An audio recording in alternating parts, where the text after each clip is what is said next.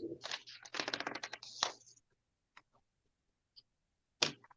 everybody, good evening. Welcome to the Paradigm Shift.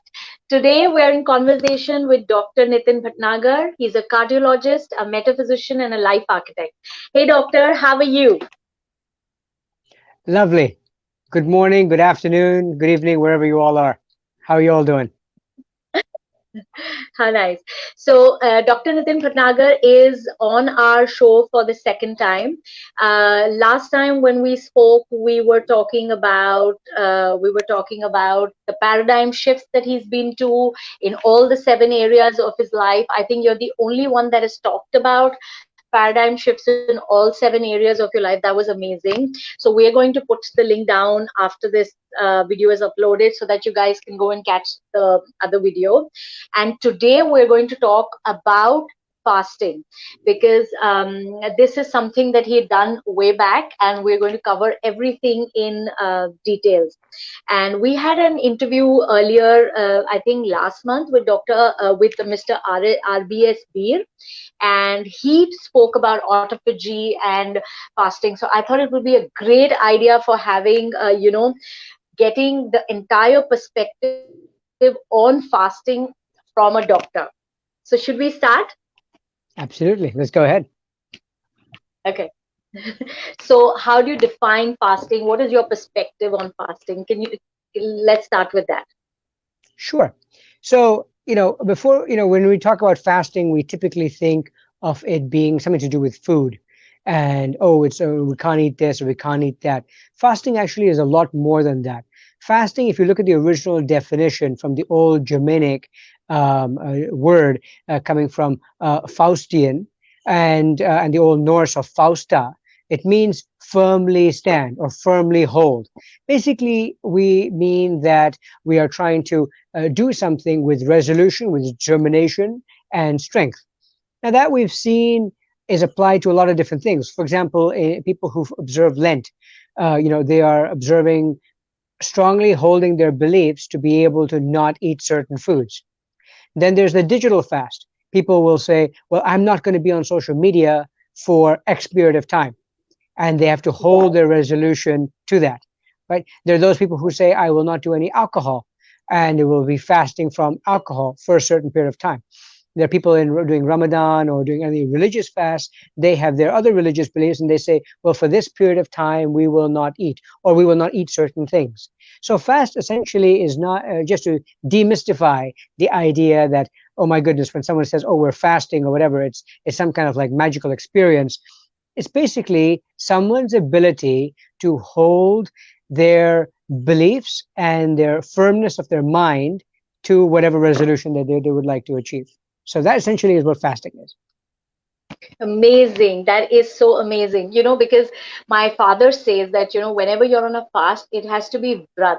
It is not chart. Because when we talk about fasting in India, it's like you're just eating and eating and eating, and, you're eating fried aloo and sabudana vada. And I mean, I think the whole definition of fasting goes out of the window, right? Yes, So, exactly. so tell us, doctor, that you went on this really long fast. How long was this fast that you went on? So I've been doing intermittent fasting for quite some time. And what ended up happening was that sometime in 2020, it was February in 2020, I decided to do a much longer fast. And this went on for actually 12 days.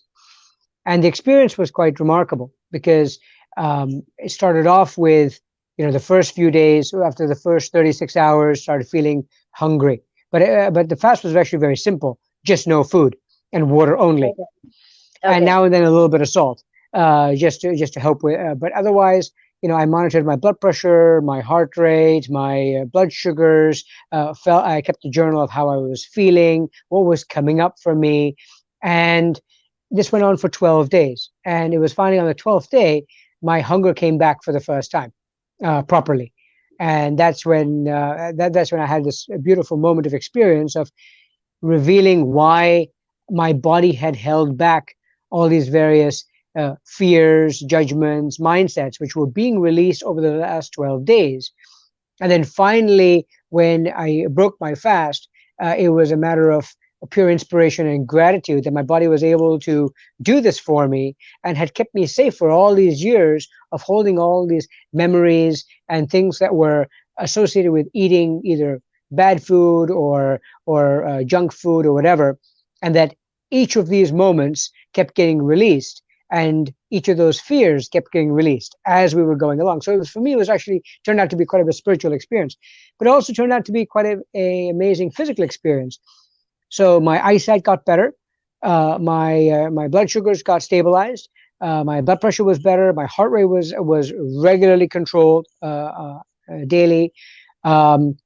My speed reading ability got better, my memory got better, my peripheral vision improved. I was able to see more of my peripheral vision without having to turn my head on a regular basis.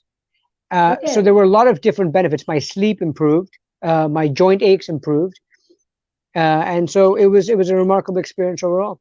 But I was going for as long as it would take me. I was not just shooting for 12 days. I had maximum done prior to that 32 hours, and then I said, let me see how fast I can go, and how long of a fast I can go. How And fast? That's a good one. and then next thing you know, it turned out to be 12 days. Beautiful. So you mean you've had in these 12 days, you just had water and Correct. salt, no food. Yeah, the salt was only now and then, where I would just take a couple of pieces of Himalayan crystal and I just stuck it under my tongue, and that was it. Okay. Otherwise, the rest of the time Okay. it was only water. Okay. And just out of curiosity, on the 12th day, was your wife cooking something really interesting and the aroma made you break your fast?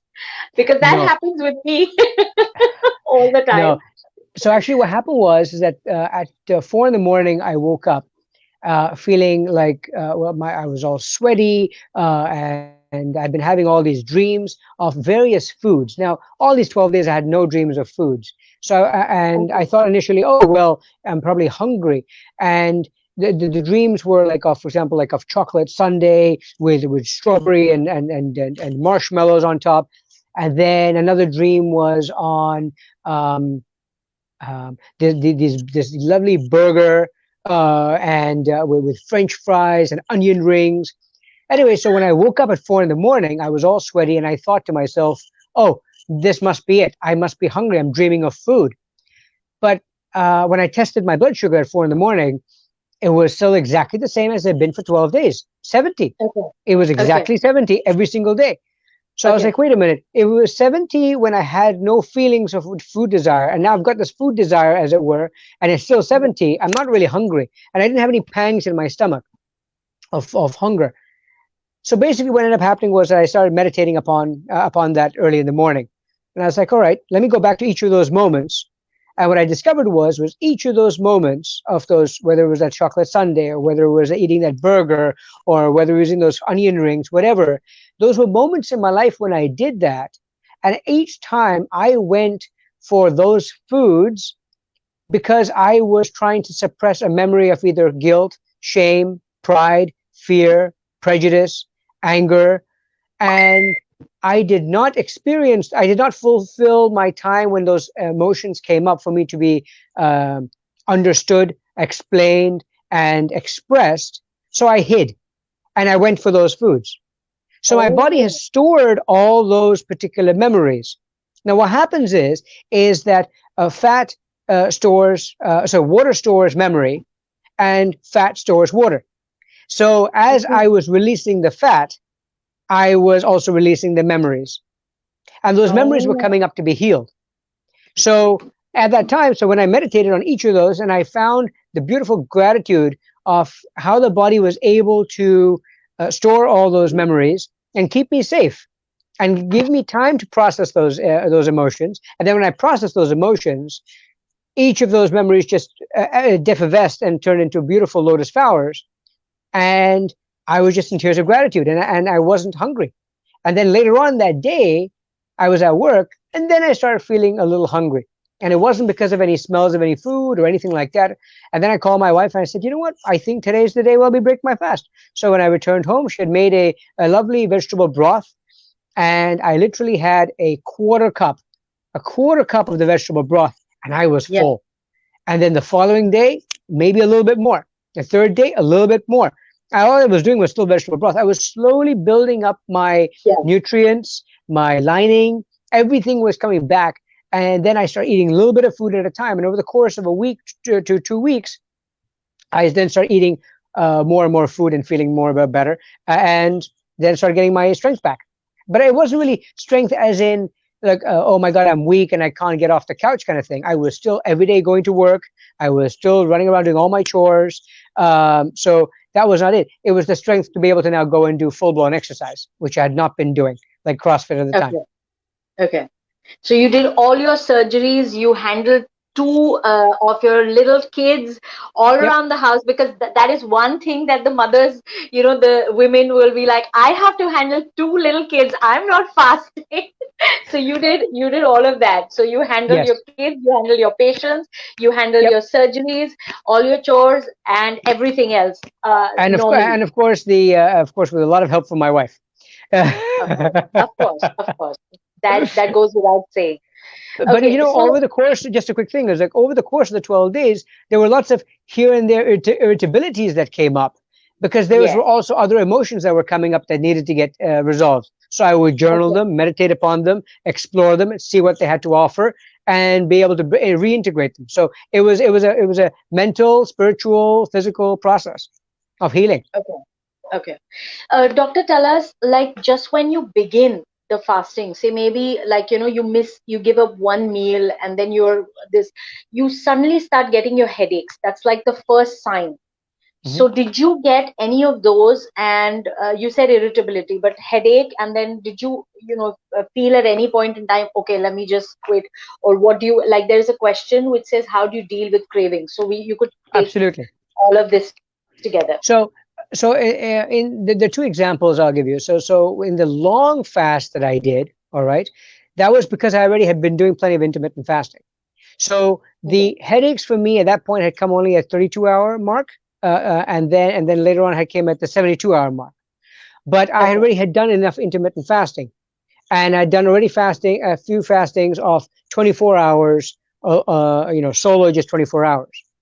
So Okay. that how do you start? How do you start the fast is very simple. You just don't eat any food. When any Yeah. symptoms come up, ask your body what's really going on. Is the temperature too warm? Are you not hydrated? Have you not been sleeping? What else is going Oh, on? Some of these might be hunger pangs, all right? And then, if you're really going to do this scientifically, then I think you should also be, like testing your blood sugar and making sure where you are, you're not dropping too low, especially with people with already existing illnesses, preconditioning hmm, illnesses. But hmm, the headache is basically a sign of something, right? So any symptom that you're experiencing in the body, whether it's joint ache or belly pain or chest pain, headache, vision issue, any symptom of the body is the body telling you something is going on. So listen to that wisdom, because you can have a headache on a non-fasting day either, right? yes, yes, all So the time. you could Yeah. have it if you're not sleeping very well. It could be because you've been stressed out about something. So listen to Hmm. what that headache has to say. It's not everything has to do with because of a fast or because of the sugars not being had. You talked about another Okay. important thing about cravings. So Hmm. craving we're going to have to very extreme foods. All right. So Hmm. extreme polarities of our emotions are also equal to the extreme polarities of our mindsets and our perceptions. So like salt and sugar are two Yes. extremes of our own polarity of our mindsets. So if we're Right. addicted all day long to eating sugar, just like caffeine, you stop the Yeah. caffeine, you stop the tea, you stop the sugar, or even for that matter, salt, you're going to start craving these. But but if there's someone serious about saying, I want to really do this and you have to know why you want to do the fasting, not because it's a fad. If it's a fad, it Yeah. won't work. It has to be a reason why you want to do this. And the reason is Correct. big enough, then you're going to say, well, I'm going to persevere and not do the sugar because I want to get my blood sugar better. I want to feel better. I want my joints to feel better. I want to weight Yeah. loss, whatever the case might be, right? So the craving part is one aspect which you can get over by just go rumming through. But then when you're having symptoms of the body, ask yourself why. Okay. So this is like 100%, because I think what you said about why being strong enough to go on a fast, I think that is really important. That is so well put. Okay, so tell us that, like, okay, you said that you didn't have any food. How much water would you consume in the course of the day? Oh, so I've got a 40-ounce bottle, and I would probably end up doing at least 2 to 3 of those bottles. So 120 ounces. So that comes to about a liter a day, maybe about Okay. a liter a day. Oh, Yeah, okay. yeah, because That's 90 not much. ounces Yeah. about three-quarters of a liter. So if we go to, try to extend it out to a total of, you know, 120 ounces, you're probably close to a liter. Okay. So tell us the first few days, what were the physical changes did you notice? Like ran through them, all of them. Like the first few days, what did you feel? Your stomach going in, or, those kind of things. Yeah, so you did feel the gnawing of the stomach, the typical feel. Oh well, I'm hungry, Yeah. but then simply diverting my mind or meditating or then drinking water. Drinking cold water really helps. Okay. I wasn't trying to be a Victoria's Secret model, but one of their tricks is to when they're hungry is to drink cold water, and you're kind of Okay. suppressing your appetite. So I kind of suppressed it at that time. But I also, every time I kept on gauging, is that okay? Am I truly hungry? Or is this like a desire because, oh, I'm supposed to eat something at 12 o'clock? Oh, I'm supposed to eat something at 4 o'clock. Am I supposed remember, some of these things are mindsets that we've been ingrained in our minds that uh, Right. we've got to keep eating at certain times, right? Ever since we're a kid. Yes. Yes. Breakfast is eight Yes. o'clock, lunchtime is at noon, lunch is at 2, or whatever, snack is so some of these are breaking some of those genetic mindsets as well. Correct. Correct. So initially, the Okay. symptoms were the growling here and there, and then after the first 24 hours, just feeling generally a little weak, but nothing out of the ordinary. And Okay. then later on, now and then, a headache would happen, and I would just drink water. And I thought maybe it was because my blood pressure was coming down a little bit. So then I had a little bit of salt tablets. If my blood sugar was coming down, I would just monitor it, make sure it's not dropping too low. And Okay. since it was stable, I was like, all right, this is good. We can handle this. Let's continue. Okay. So a lot of people would tell you, like, when you talk about, fasting or weight loss, or, this, people normally say that you lose all your muscle. Is that true? Depends upon how long the fast is done. So a Okay. short fast, you won't lose muscle because what you first burn is fat. You don't lose the protein in the Okay. muscle. Okay. Okay. Long fasts, very long fasts, yeah, you will then start going from fat burning to protein burning as the next source. And so then you'll lose fat, then you will lose muscle mass. Okay, but how long is that? And it'll also depend on how much fat do you have, right? Right, right. Depends upon how many stores. So typically, I would say after 3 days to 5 days, you might start entering the protein part of it. But that varies on Okay. every single person. Like Correct. for me, And plus, for me, I didn't have that much of fat to begin with. So for me, right, the I think the protein muscle mass are witnessed. People could tell that I was changing shape was probably around close to like day 4 to 5. okay. Okay. Okay. So, would you tell us, like, since we are already, on this topic, would you tell us the science behind fasting? Actual physiological science Sure. behind fasting. Sure. So what happens essentially is that when you go into a fast, right? We're talking about a food fast now. So when we're talking going into a food fast, your body has a natural ability to be able to feel it's under stress. So when it's in a saving energy mode, fighting off an infection, you're going into you go into this repair of the damage within your cells. So Okay. when the fast begins and your starvation, your body already goes into a stress response. That Okay. stress response causes various neurohormones to start getting modulated. Okay, so they start getting activated. Gene expression can change. Your dopamine can your norepinephrine goes up. Your dopamine can change, and if it continues to go up, you can actually end up starting feeling nicer about it. You can feel your mood changes. right? So, but Okay. initially it might not be because they're still not there at the right level yet. Yeah. Then as that continues, then your insulin eventually will start dropping, your glucose will then stabilize, then blood pressure, cholesterol, all these systematically start going through and start getting stabilized. But what Okay. happens essentially on a microscopic level is that your your mitochondria, the engine, right, keeps on having, just like a regular engine, car engine, has all the little gunk from all the oil and everything that just Yeah. sits there, right?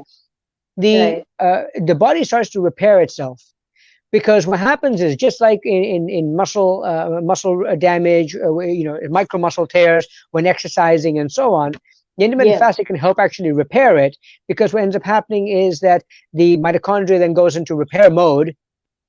And when you go into repair mode, now you're able to try to now clean up those all these little proteins, whether it's on the nerve fibers, or whether it's on in your muscles, and then start bringing everything back together again, start repairing those tissues. So we forget the fact that the body has a natural ability to heal itself.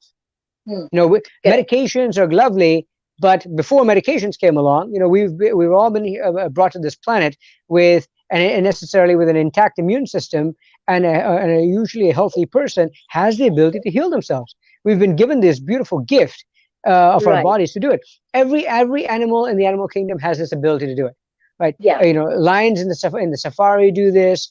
Penguins do it for 4 months. Where the male penguins do it when they're standing there guard over the babies, we're waiting for them to hatch. Birds do this. Every creature has the ability to do it. We hinder ourselves from our ability to heal ourselves because we have a very fully stocked fridge. Right.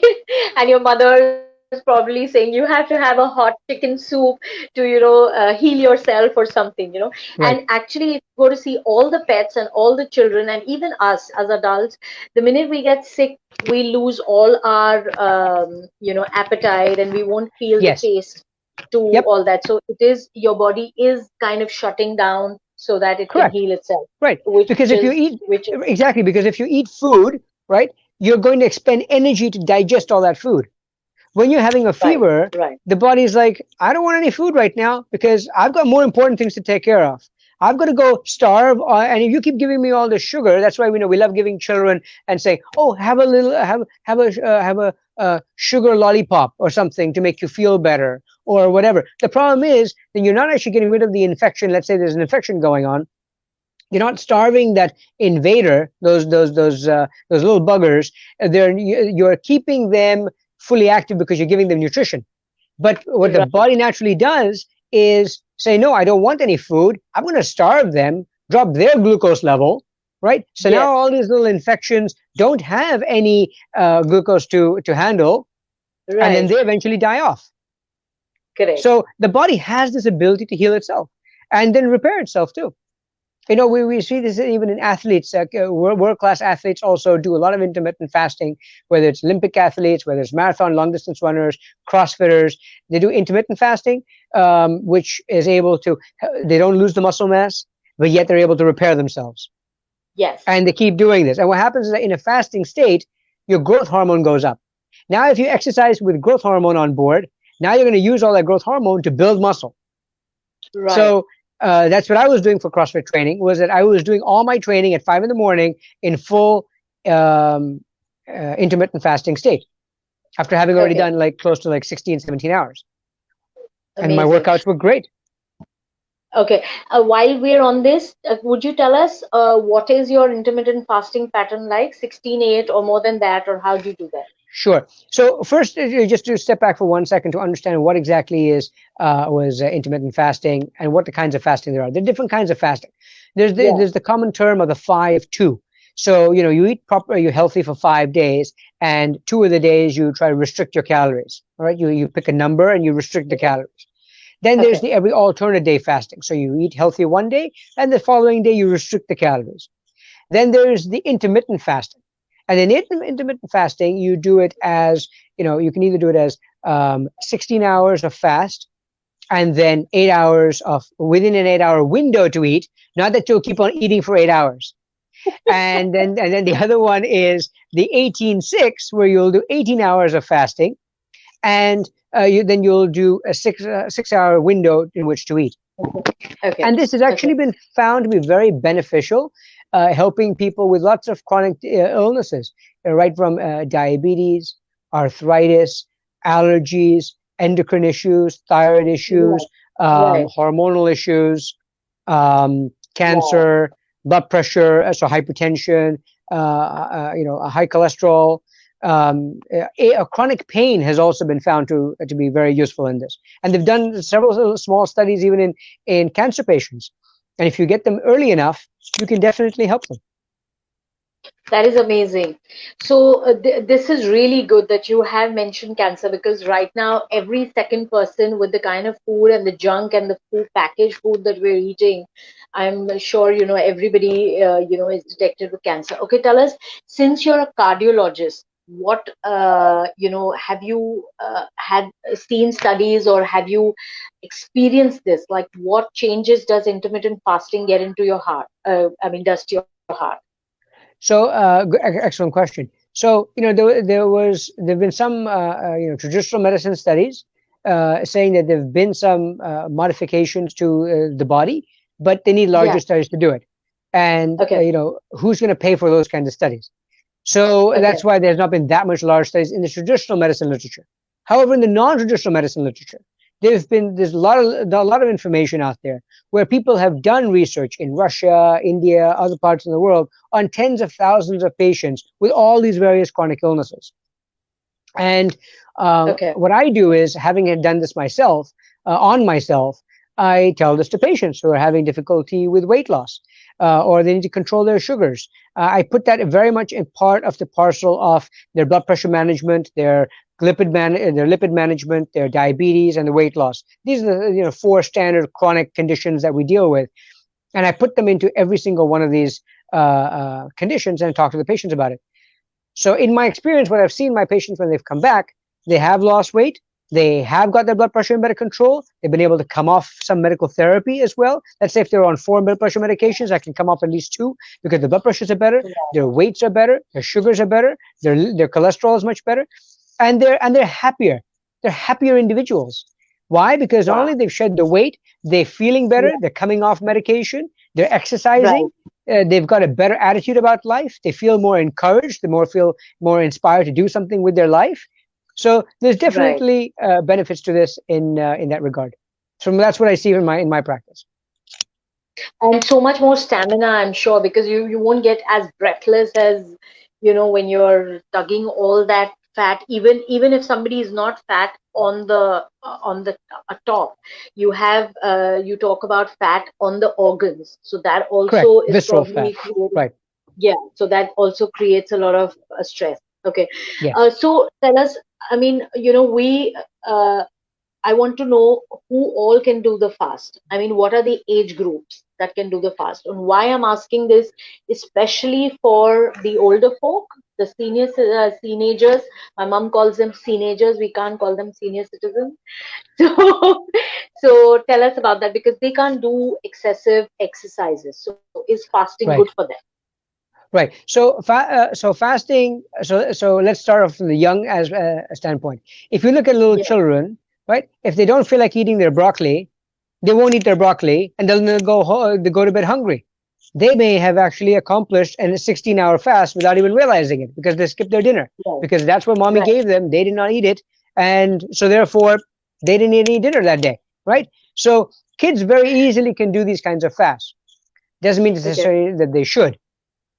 The now you look at the elderly, you end up finding that many a time they also, there are certain foods that they're very picky on, and they don't want to eat those. So ends up Yeah. happening is that they also end up fasting. So and fasting can be done with anybody in between. So fasting is available to anybody because it's a natural healing process for all human beings. Okay. Right. The big question is, who should do this fasting? Well, if you've got significant medical conditions, all right, then I think you should speak to your own doctors who are actively treating you, all right, and Yeah. try to seek out and try to either educate them or at least have them do some research about intermittent fasting, because I'll tell you that traditional physicians They won't. do not necessarily know about the stuff, but Yeah. let them go and do some research about it too. or find somebody who does this as well as an Right. adjunct. And then, Yeah. especially if we're getting older, you've got a whole bunch of medical problems. Make sure that things are monitored, right? You don't want to Yeah. have a brittle diabetic, who's dependent upon insulin now doing this and saying, well, I just saw this video and sure, I'll just do this intermittent fasting by myself, and no one's checking up on them. But you should also make sure that their blood sugars are okay. Make sure that Yeah. their blood pressure is okay. Make sure that they're hydrated. And that's one other thing with as we get older, our um, we typically don't want to keep drinking water because we don't want to have to go to the bathroom because it's an Yeah. inconvenience for us. And as we get older, it's more of an inconvenience. Some people, if they Right. have a walker or they have difficulty in their joints and they want to keep on peeing, they'll drink less. Now you try intermittent fasting with no hydration. That's a recipe for disaster. So That you is really totally. should be doing this in conjunction with somebody who knows what they're doing. All right, whether somebody who's trained in intermittent fasting, somebody who's got skills in this, who's done them as well, and keep an eye on various things. So anybody can really do this. It just depends upon how willing are they to do it. And also, you don't start off with saying, "I'm going to do a 12-day fast." You're going to start off with, "I'm going to do a 14-hour fast," Yeah. and that's pretty easily done. You know how? Yeah. Go to sleep at night and wake up at 7 o'clock in the morning. That's 14 hours right there. Last time you have your meal, let's say it's 5 p.m. or 6 p.m. Let's say, right? Then 7, 8, 9, 10, 11, 12, 1, 2, 3, 4, 5, 6, 7, 8 o'clock in the morning, breakfast comes along. That's 14 hours right there. Perfect. So Perfect. you can just start doing that and you realize, hey, wait a minute, I already do that. Now let me do a 9 a.m. breakfast and a 5 p.m. Dinner. And now boom, you just got a 16-hour fast. And then you Right. say, let me do a earlier dinner and a slightly later breakfast. Now I've got an 18-hour fast. And then what I used to do was, just because of my schedule, I end up routinely would do 20-hour fasts because I would have an early dinner and I would Yes. finally eat my next meal around Lunch. 11 or 12 o'clock or even close to 1 o'clock when I was in the hospital. Okay. Now Okay. it became Okay. 20 hours. Make sense? Right. Right. That is so good. I'm sure this is such a doable thing. I'm sure people who are going to be listening in are listening or listening in later will probably be able to incorporate this. This is an amazing advice. So, since May is the month for mental health awareness, should we talk about is there a connection between fasting and mental health? Yes, they've actually done some studies on patients with schizophrenia. And this was in some of the Russian studies that they had done on the tens of thousands of patients who had either chronic pain, schizophrenia, depression, bipolar, and they did fasting, and they did a fully observed, controlled environment, watched by physicians, watched by nurses, and been taken care of. 30 days of only water, and their results found that patients were a lot more functional afterwards. Those who, of course, remember, you can't just say, well, any schizophrenic or any bipolar or whatever, because everybody's got a degree of Yeah. bipolarness, right? Yeah. So, Yeah. or degree of schizophrenia. If it's severe, it's going to be harder. But when they do the fast, they actually did get somewhat better. Now, the person who's only borderline, they'll get markedly better. That's observable because of the fact that they Beautiful. are doing the fasting. So, excuse me, it kind of depends upon their level. The only the only thing I think here is that would they actually put people like this on fasting? Because I'm sure, they also like hospitals and mental asylums or whatever. They probably have this, ye baje khana, and then this is the time you pop in a pill and then let them just kind of be in their la la land or whatever. So I'm sure this will take a Unfortunately, that lot just of depends paradigm upon shifts. unfortunately, that just depends upon the nature of the institution that they're in. If Yes. the institution is more about um, just keeping them alive and not really truly treating them, and there are plenty Yeah. of places like that, hospitals Yeah. too. Yeah. Then that's the mentality of the treatment that they're going to get. But there are fasting institutes in Switzerland, Russia, other parts of Europe that are, and in India too, by the way, too. There are Right. entire fasting resorts where they are catered by well qualified staff who keep a close eye Yeah. on them. Right. There's physician involvement who know about how to do fasting. There are nurses involved. There's physical therapy involved. Everybody is involved, keeping a close eye on these patients. Correct. But that's then, of course, that's for a particular socio-economic strata. It's not for Not like everybody that necessarily. is. No. Yeah. In the Oh, Russian wow. studies, Okay. these people were not of well means. They actually had Okay. opened their doors to everybody, and it was just all comers. Okay. And because Okay. and it was Okay. a free That's good. service. It was a free service that they were providing. Amazing. Amazing. But Yeah. okay, that's because they were running the researches, probably because that's why. I Right. hope they do some in our country too. Okay, so doctor, tell us about let's talk about hormones, like fasting and hormones and intermittent fasting. How does, you talked about dopamine, but talk about the other things like the oxytocin and the melatonin and everything else that goes with it. So serotonin goes up. The oxytocin also varies, and it depends upon the cycle of when it will first go up and the next one when it will come down, depending upon where you are in the fast as well. So it is quite Yeah. variable in that regard. Okay. However, eventually, an average, they all stabilize and come back down again. Now, your Wow. thyroid levels, people with hypothyroidism also got help from this. Remember, anything that's a chronic inflammation, anything that's an autoimmune, right? And much of inflammation is all autoimmune based, right? Your diabetes and arthritis and your allergies and your um, I mean, in some fashion, the hypothyroidism, all of these illnesses, right, are an autoimmune basis. But when you Yeah. allow your own hormones to now take over, your own body to realize, okay, this is what I need to do, this is how I'm going to do it, then Right. then everything then stabilizes. Does that make sense? So, Yes, absolutely. and for women, we know, for example, if they need to do weight loss, it ends up being a very a convenient way of doing it. All right. But they've also got to keep a close eye on how they're feeling on a regular basis and Yeah. have some support. Because remember, a lot of Yeah. emotions are going to come up with all of this. And that's Yes. part of the issue. And even so, Right. menopause, with menopause, weight gain occurs. Doesn't mean to say that you can't do intermittent fasting and also help with the weight reduction Right. because you're going to stabilize those hormones. Once you stabilize the hormones, you start having healing, body repair, body homeostasis. That's the idea, to get everything back into balance. Right.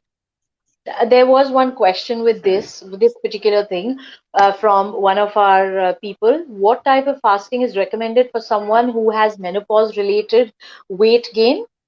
There is a background history of hormone positive breast cancer and Hashimoto's. Mhm. This So, one. This is a the question. cancer again is inflammation. It's an Yeah. autoimmune response in some fashion. Right. So is the Hashimoto's. It's an autoimmune reaction. So you're able to now try to restabilize all that with fasting as your body starts to, when you go into that stress response, and your body then says, well, I need to now heal, and it finds what else is Yeah. out of balance, and then starts Yeah. repairing all the proteins. It helps even with Alzheimer's, with cleaning out, for example, the amyloid proteins that are sitting there redundant, doing nothing, and causing Okay. extraneous space wastage. Same thing with Parkinson's, with some of their proteins. Same exact idea with the Hashimoto's and the cancer risk, right? The positive gene that your client is describing, and all of which can be helped with. It's not an end all be all, right? But it can be helped and get you into a better state with the fasting. That's why they say, right? Healing is not about just one thing. We can't just say, well, here's one pill and that's it.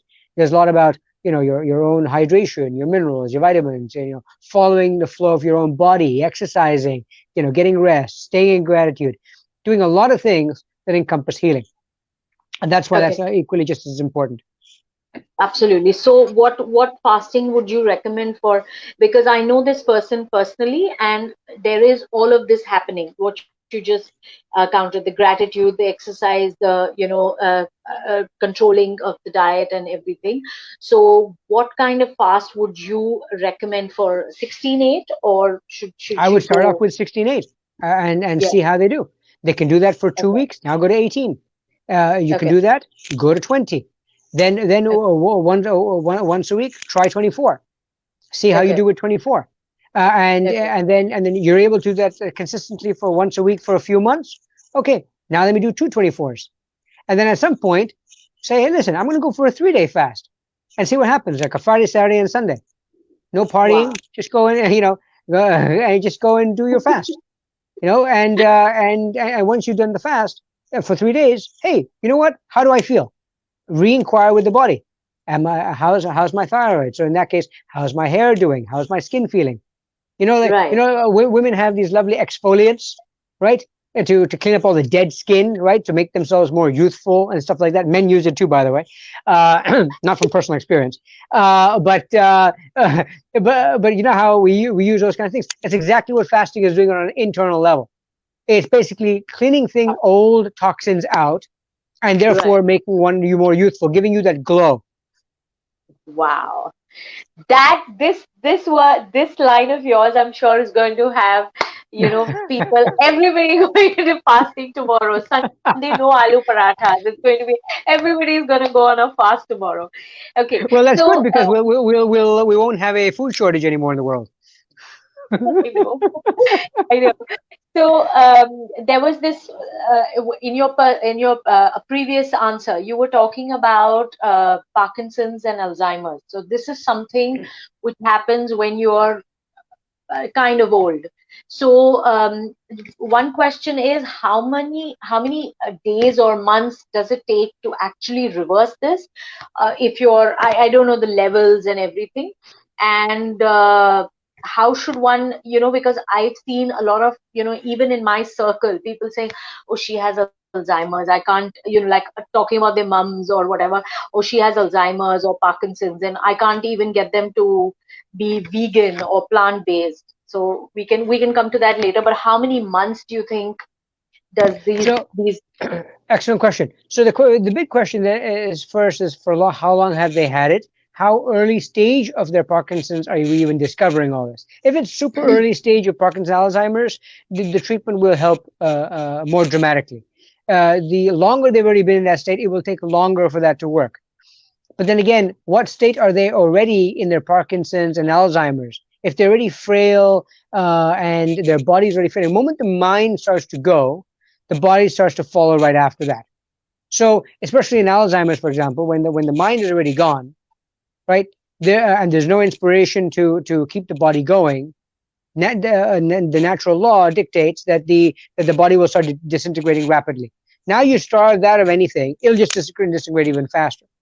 So for anybody, I would say start off slow and start off supervised so that somebody is keeping a close eye on what's going on the simple okay, things like blood sugar, heart rate, blood pressure, how's their breathing, what do they overall look like, what's their urine, what's their poop.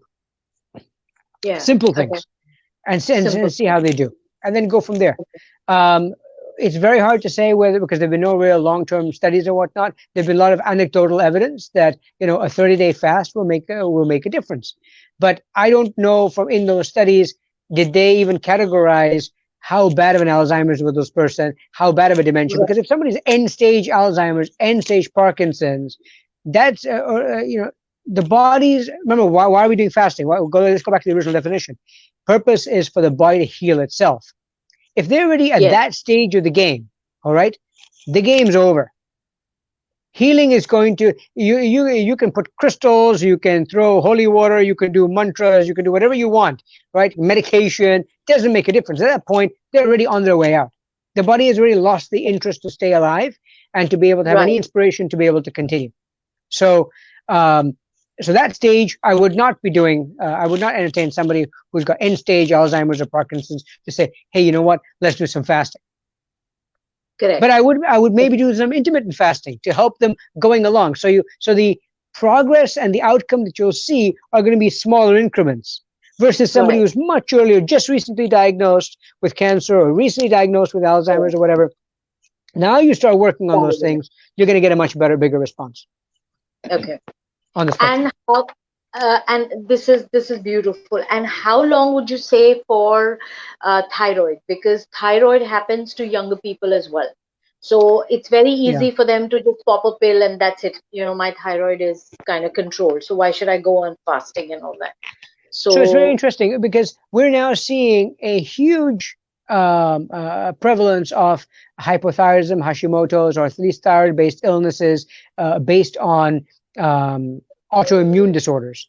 And every second person has got something or the other. The thyroid is off, and that's now become very common for physicians to, yeah, we'll check your blood count, we'll check your electrolytes. Hey, we'll just check your thyroid as well. yeah, And yeah, we do that because there's so many other external factors that are now influencing us. Foods have been a huge influence. Remember, if you look at food as DNA, right, adding to your body, you will have a very different appreciation for when you look at food and say, do I want to add this to my DNA? And you may go, no, I don't want to add this crap to my DNA. Right. But you have to be centered and present and to be aware of what you're doing. Right. right, On that same point, we've abused our bodies. We all have. All right. We all have in some fashion. Whether yeah, it's through the water that we drink, whether it's the air that we breathe, whether it's the radiation that we're getting, whether it's the cell phone reception that we're getting, the EMFs, whether it's the food, regardless. And also, there's also a genetic component to this too. Now we're passing this autoimmune deficiencies to our children, and then they're growing up, eating junky food. Right, the more and more yeah, food, the food out there is very junky unless you decide to modify it and make it more whole and either plant based or own grown things like that. Right, same thing for your water. right. I had a patient, funny enough, just a side quick story, just last week, who actually, no, this past week, and she told me that she's a fully plant-based lady. She's been growing all her own food, but she also has her own hydroponics farm, and she waters all her food with her own clean water. So she's been eating Wow. that for 20 years. So she's been living a much healthier lifestyle than most plant-based people. We'll just pick whatever's in the grocery store versus going to the farm. So Correct. the bottom line there is, with people with thyroid disease, it's opening a big giant can of worms because they've got so many possibilities of why they've got that issue in the first place. Once you get Right. that, you start eliminating those various things. Eat better food, drink better water, exercising, finding out what was their cause for their thyroid in the first place. So in the mind-body concept, when someone's got thyroid problems, they're not able to speak up. They're being suppressed. So therefore, Oh, try to explore, why are they being suppressed? What is suppressing their voice? Okay, who's been okay. suppressing them? How long has this been going on for? How do you get better? Right, those will also help with thyroid. So it's not, like I said, just fasting, even though fasting will make a difference. Right. All these other aspects will need to be done too. Amazing. And that's why you're a life architect and a metaphysician, because you have this holistic approach to, your medical practice, which is so amazing, which we spoke about in the last interview. I will put a link to that. That was amazing. And you're like forever experimenting with your body. Like, I've been following your Facebook posts, and you went swimming and you went cycling and you went, what did you do today? You Running. ran for running. So do you want to quickly tell us about all these things? Why are you doing all these things with yourself? So I was a CrossFitter. So being able to do short amount of high performance exercise in a short period of time with a certain workload, and being able to build stamina, build strength, coordination, agility, and that was great. Still doing Yeah, that, but also now exploring my endurance ability. So how long can I truly run for? How long can I bike for? How long can I stay in a swimming mode for? How many miles can I do for each of these?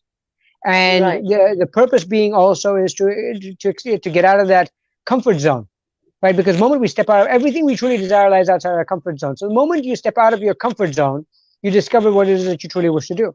So being inspired to be by a lot of my friends who are triathletes, who are great exercisers and athletes, whether in the CrossFit division or otherwise, for me, I'm trying to see how long I can go for what distance and for a time.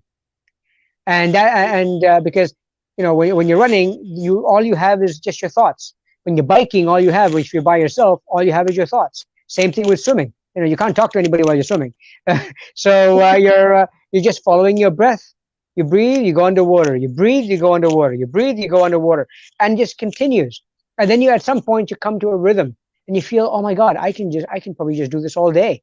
Yeah, unless you have to go pee and get a swimming pool. But which has happened. But you just go into a rhythm, and when that happens, you feel very connected with your very essence of yourself, because all you have is you. And then you start listening to yourself. You start. I would like to say talking to yourself, but the problem is in a talking conversation, it's this versus that. And so in these three sports, when you're doing it by yourself, it's a lot of this.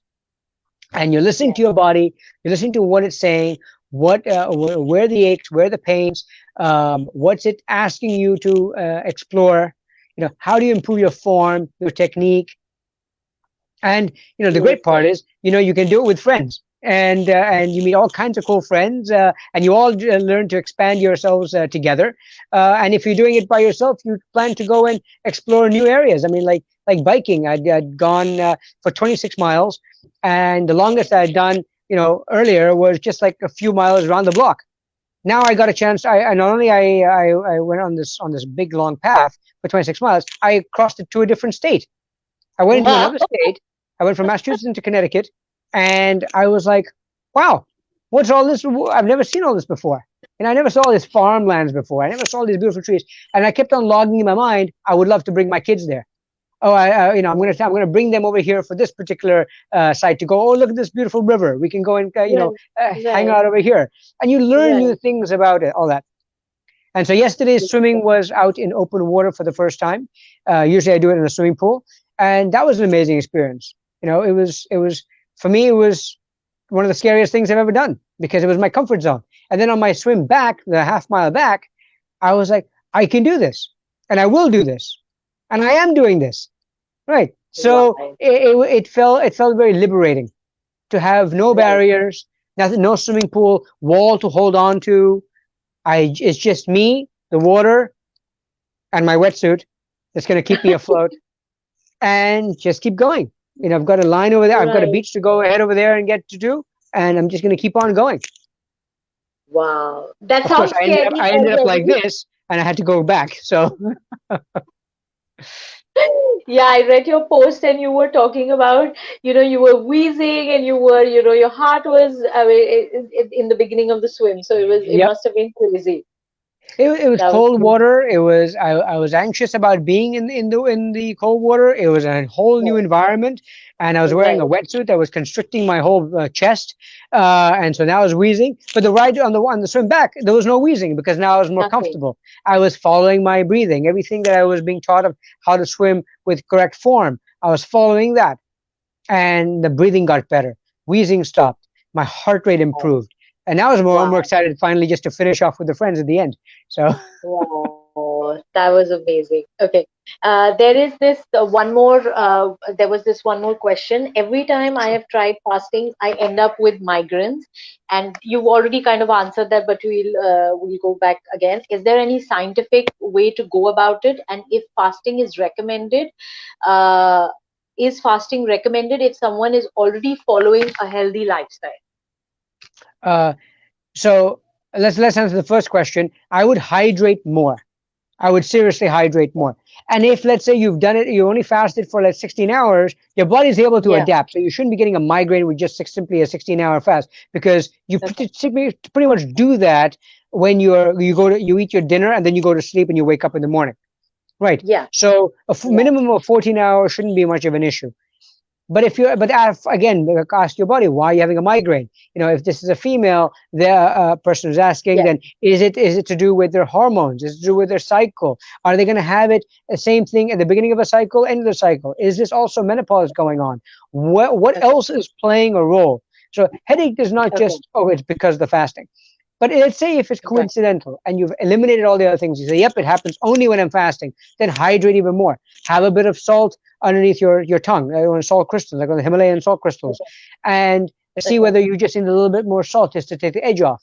And let's say if you keep on doing the fasting, you might find, I don't need the salt anymore. Towards the end, I did not even need any salt anymore because I already was used to it. Right. Right. Now, what was the second part Any of the question scientific you way said? of any scientific way of doing it?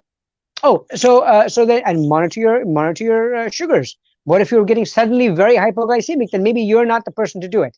Maybe you need to do Okay. smaller fasts and just do more Okay. often. Build it up. Okay. There Okay. there was another part. There was another part to your question. Yes. Um, And if somebody is already following a lifestyle, is yes, fasting recommended? yes. So let me ask you this. So if taking one or two vitamins already are good, and you're eating healthy, Hmm. is drinking now water also not equally as healthy? It would Hmm. be. Correct. So you would still add that in. So the Yeah. fasting would just be another adjunct. Right. So some would say, well, hey, listen, you know what? I eat a plant-based diet. I'm healthy, and so on. I need to exercise? Well, yes, you do, because it's an add-on. It's part Right. of the entire healing process, and the fasting will Right. help repair and rejuvenate hormones, repair cells, tissues, muscle. So there are a lot of other benefits to it. So why not add something else that's going to make you better, stronger, faster, younger, and go from there. But the other very important thing is, again, always go back to your why. Why are you doing this? Because Yes. like, this is not a diet. All right. Just like, what, I'm not going to eat vegetable. I'm not going to eat my not vegetables. I'm not going to eat carbs. I'm not going to eat meat. I'm not whatnot. I'm going to be on a this diet, whatnot. No diet lasts. It's a lifestyle that really will Yes. last and be for your endurance. Same Right. exact thing with fasting. If I'm doing it for a fad, I'm doing it for some brownie points, then it's not going to last, because you in your Right. mind you're thinking, when I'm done with the fast, I'll get something for it. Right. Have your Yeah. why before that so big that you are just going to do it for the sake of being able to do something great with yourself. Amazing. Okay, there was this one question I've read in a lot of posts that I've been because since my last interview with RBSB, I have been reading up on fasting and autophagy. They say to have good fats is good. So for the brain, the gray matter and stuff. So could you please explain that? Sure. So from a nutritional standpoint, good fats are healthy for anything for the body, right? So when it comes to the brain wise, it's important because your nerve fibers need the good fats to be able to good create hormones. But for that matter, you also need good hormones. So you need the good proteins, right? You need Right, good right. proteins. You need good fats. Anything that's going to degrade your hormones or degrade your neurons is not good for you. Back to that whole Okay. food is DNA. So good fats are definitely going Yeah. to help. So we talk about, oh, the good fats will help with the hippocampus will help with expanding that and so on. But you know what also helps expand the hippocampus? Staying fully inspired, doing what you love doing, because you're Wow. giving yourself more vitality. So Okay. your MRI studies have shown that the more inspired you're feeling, the more gratitude you are able to the hippocampus is open up more. Your amygdala is not shrinking. The more fear you are, the hippocampus shrinks, amygdala rises, because hippocampus is going to more of a inspirational side of you, your divine Yeah. side of you, as it were. But Yeah. your amygdala is more of your animalistic side of you. Okay. So we see these we see these changes in the organs on parts of the brain. But guess what? Medications are doing some of the same similar things, aren't they? Right. But they're doing it with Beautiful. pharmacology. We're like, so PHARMA ecology, not pharmacology, FARM ecology, which you can do. Okay. You've got control over it. If you're Right. relying on pharmacology with the pH, Okay. right? You're allowing somebody else to take over your life. If you're going to rely Yes. on pharmacology with FARM, you're taking control of your life. My suggestion is take control of your life, stop subordinating to somebody else, and stay inspired. Amazing. That That is fundamental. That is absolutely fundamental. You know why I want to know about this? Like what you said is so important here, that all our seniors, when, like, say, our parents or whatever, whenever they, when they kind of get retired and they don't have a schedule, they don't have anything to look forward to, especially in the lockdown. And so, I'm trying to bring mental health as well as the lockdown, as well as, seniors, everything together. So what can really help them stay inspired or look forward to, or, so I was just trying to find a quick fix to all of this by fasting. So do you, I mean, I don't know what I'm saying, but, There's no quick fix for anything in life, right. and unfortunately, whenever we look for a quick fix, we usually end up on the side of the road. So what happens is that so for these seniors who you encourage, or actually for anybody who is in a lockdown, Yeah, essentially, is to you know maintain exercise, right? Maintaining healthy habits, staying right. hydrated, getting enough rest, and trying to discover what your true inspiration was in the first place. Because you can do all these other things, right? All these other four major things. But if you don't stay inspired and living what you want to do, right, your longevity drops. Your inspiration is directly proportional to your vitality of your life. Your vitality is directly Yeah, proportional to your longevity. The moment you lose your inspiration, yeah, that's how many dementia patients occur. yeah, Depression, anxiety, stress, all these things occur, mental disturbances, because people have fallen out of balance. When you are staying in your inspiration, you're not, you're staying fully balanced. You are staying towards a focused goal, and you really want to do more. And so, therefore, you actually end up getting younger in that regard.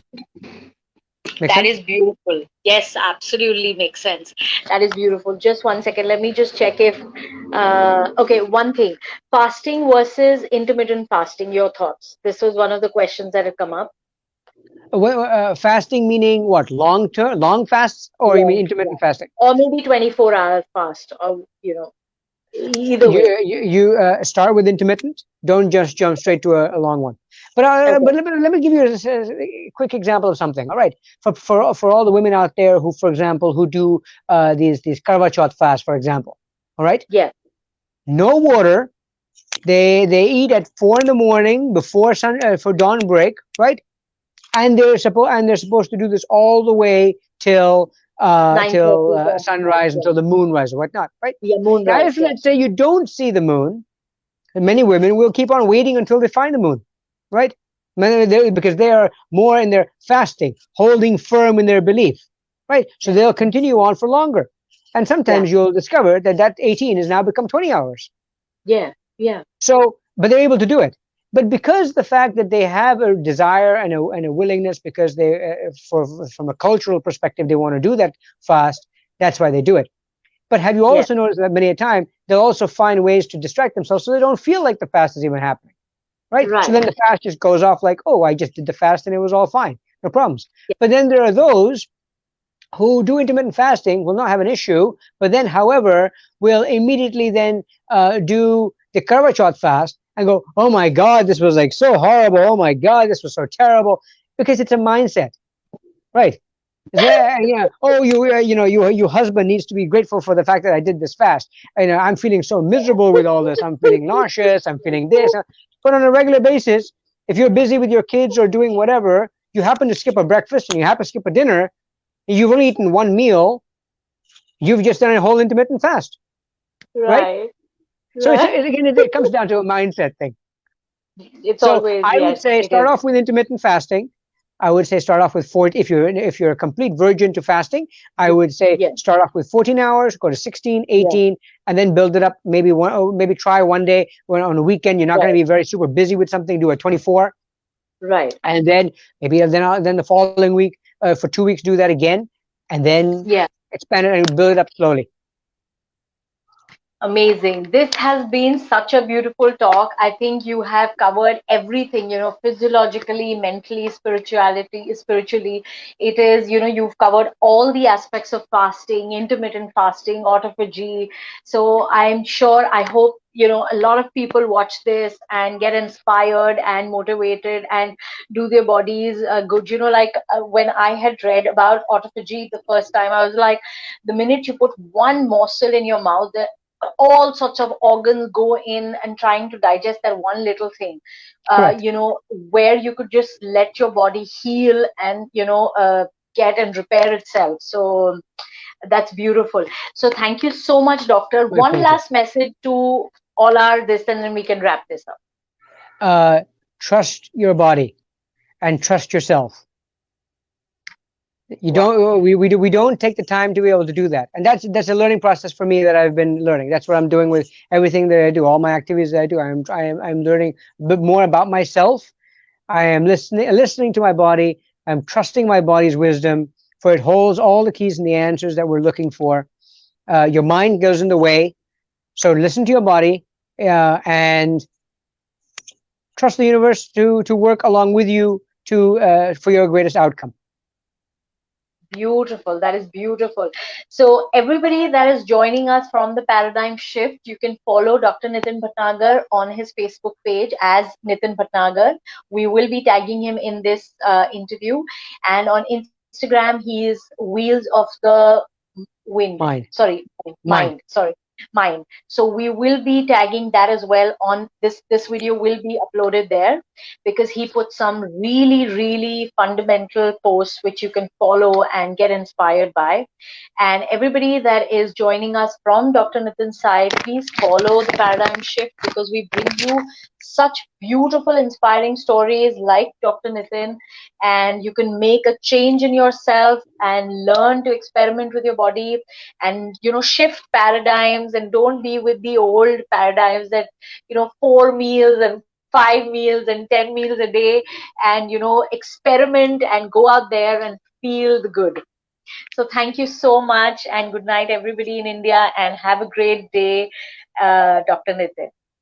Thank you. Blessings, love, light, and wisdom to all of you. Thank you so much. Bye bye.